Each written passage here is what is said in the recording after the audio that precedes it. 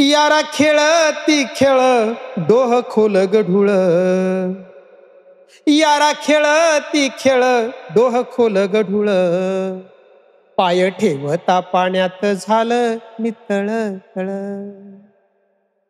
झोका बांधाया जाता टोचे हाताला काटा. झोका बांधाया जाता टोचे हाताला काटा. झाड लिंबोणीच हाले पुढे खाली फुपाटा. सूर पारुंबेचा खेळ यारा खेळे उन्हाला. सूर पारुंबीचा खेळ यारा खेळे उन्हाला. ढग सावलीला येती बाई आंबे बनाला. खेळ खेळून उन्हात झाला रंग सावळा. ते माझं आवडतं कडवं आहे. खेळ खेळून उन्हात झाला रंग सावळा.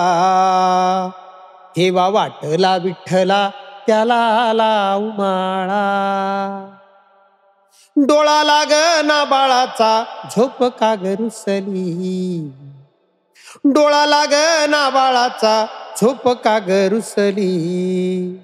झोप काग रुसली ग कोण्या देशी बसली. छुम छुम गाडी मंदी लागे माया याराला झोप. छुम छुम गाडी मंदी लागे माया याराला झोप. गाडी वढता वढता लागे नंदीला धाप. सूर्य चंद्राचा ग फेरा कधी कुठं थांबला. सूर्य चंद्राचा ग फेरा कधी कुठं थांबला.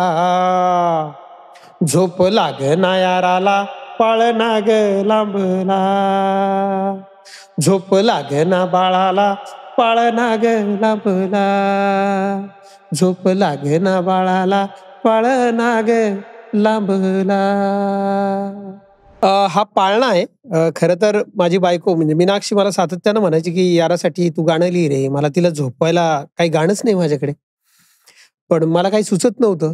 मग एकदा मला एका जाहिरातीसाठी गाणं लिहिण्यासाठी विचारलं आणि मी लिहिलं. तो होता पाळणा. मग मी तो लिहिला आणि मीनाक्षीला पाठवलं. म्हटलं अरे त्यांनी अप्रूव्ह केलं की त्यांना आवडलाय खूप पाळणा. म्हटले हो तू पाळणा लिहिलास. अच्छा जाहिरातीसाठी. मला वाटलं तू यारासाठी लिहिला असेल. तू यारासाठी तर नाही लिहिला ना. मला खूप वाईट वाटलं. मला ते लागलं खूप. आणि मी तेव्हाच म्हणजे अगदी अर्ध्या तासातच हा पाळणा लिहिला.